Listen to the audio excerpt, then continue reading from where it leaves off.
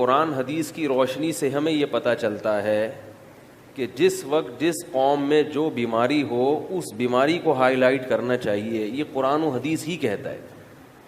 ہر حدیث ہر ایک کے سامنے بیان کرنے کی نہیں ہوتی, ہر آیت ہر ایک کے سامنے پڑھنے کی نہیں ہوتی. حضرت ابو ہریرہ رضی اللہ تعالی عنہ, یہ میں اس پہ حدیث سنا رہا ہوں کہ ہر حدیث ہر ایک کے سامنے پڑھنے کی نہیں ہوتی. لوگ غلط مطلب لے لیتے ہیں. قرآن میں آپ دیکھیں کہ جتنے بھی انبیاء آئے ہیں انہوں نے اپنی قوم میں جو خاص مرض تھا, خاص بدعملی تھی, اس کو ہائی لائٹ کیا ہے. ہر پیغمبر اپنی قوم کی بیماریوں کو بیان کرتے ہیں.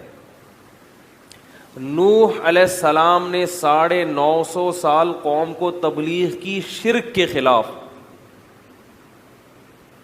شرک کے خلاف تبلیغ کی ہے.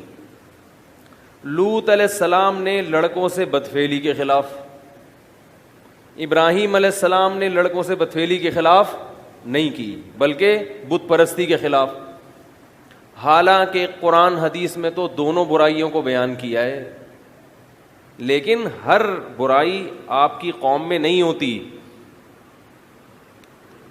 اور ساری برائیاں دنیا کی کسی قوم میں نہیں ہوتی. ایک صاحب مجھے کہنے لگے کہ آپ فلاں علاقے میں جائیں اور توحید پر بیان کریں. میں نے کہا وہ فلاں علاقے کے سارے لوگ توحید پرست ہیں, ان میں کوئی بدعتی نہیں ہے, ان میں توحید. کہہ رہے نہیں, قرآن نے سب سے زیادہ توحید کو بیان کیا ہے. میں نے کہا قرآن نے سب سے زیادہ توحید اس لیے بیان کی کہ قرآن کے اولین مخاطب مشرکین تھے. توحید پر بیان ضروری ہے اس لیے کہ آج بہت زیادہ شرک معاشرے میں پھیل رہا ہے. میں مخصوص علاقے کی بات کر رہا ہوں کہ ہر علاقے میں نہیں ہوتا.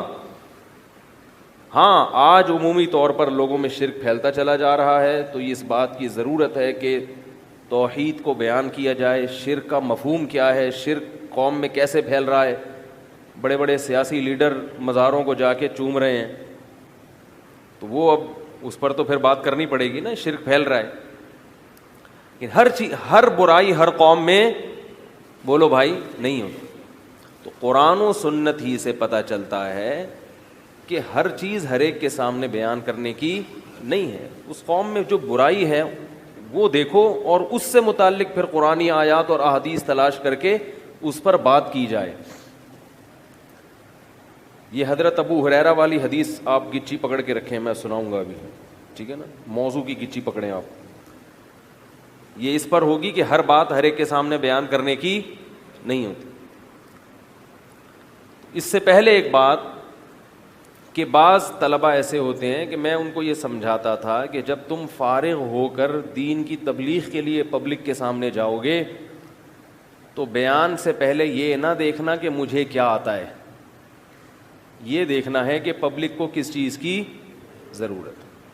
بہت بڑا فتنہ ہمارے معاشرے میں اس وجہ سے کھڑا ہو گیا ہے کہ آپ کو چند چیزوں پہ بڑی اچھی گرفت ہوتی ہے. آپ کو پتہ ہے کہ اس بارے میں اچھا بول سکتا ہوں, پبلک کی ضرورت ہو یا نہ ہو آپ اچھا بول کے واہ واہ کروا لیتے ہیں اور پبلک کو فتنے میں ڈال دیتے ہیں. رفع الیدین پر آپ کو بہت اچھی تقریر آتی ہے, اب آپ یوٹیوب پہ کلپ بنا کے ڈالتے رہو گے کیونکہ آپ کو تقریر اس پہ بہت اچھی آتی ہے, آپ کا مطالعہ بہت ہے, حوالے بہت یاد ہیں. حالانکہ پبلک کو اس ٹاپک کی ضرورت نہیں ہے. تقلید پر بہت اچھا بول لیتے ہیں یا تقلید کے خلاف بول لیتے ہیں, تو ہر جگہ اس موضوع کی ضرورت نہیں ہے. اور بہت سارے موضوعات ہیں. ایک بڑے عالم تھے, ہم نے ان کو بیان کے لیے بلایا, بہت بڑے عالم. انہوں نے بیان کیا کہ قرآن اللہ کی مخلوق نہیں ہے بلکہ اللہ کا کلام ہے. اس پر 1 گھنٹہ بیان کیا, پبلک کی کھوپڑی گھوم گئی کیونکہ یہ اتنا علمی اور پیچیدہ موضوع تھا کہ پبلک کو اس بارے میں معلوم ہی نہیں ہے, نہ کبھی سنا انہوں نے. ان کی کھوپڑی کیا ہو گئی. میں نے کہا اب یہ اتنے بڑے عالم ہیں, ان کو اپنا علم تو انہوں نے ظاہر کر دیا مگر عوام کو مخمصے میں ڈال دیا. قرآن اللہ کا کلام ہے, اللہ کی صفت ہے, مخلوق نہیں ہے, ٹھیک ہے, لیکن اس کو عوام میں اتنا پیچیدگی کے ساتھ چھیڑنے کی کیا ضرورت تھی.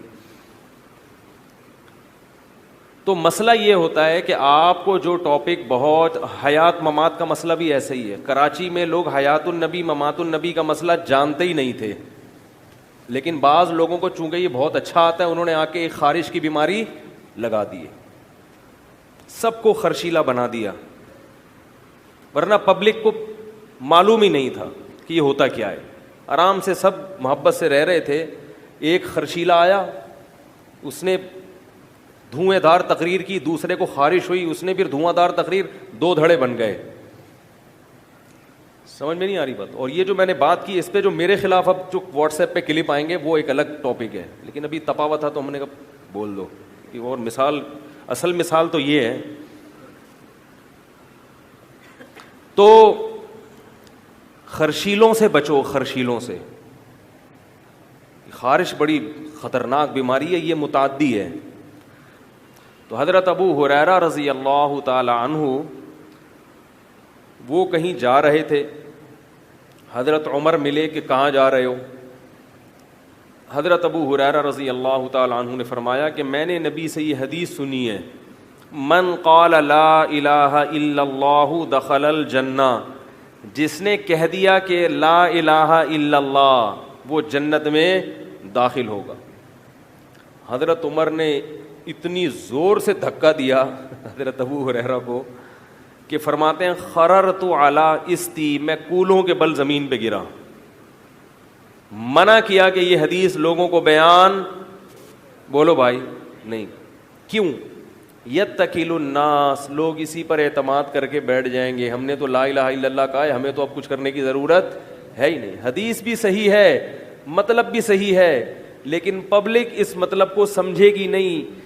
جو مخلص صحابہ ہیں, جو ذہین ہیں, جن کے دل میں اللہ کا بہت زیادہ خوف ہے, وہ تو سمجھیں گے. عام لوگ وہ یہ سمجھیں گے کہ بھئی بس لا الہ الا اللہ کہہ دینا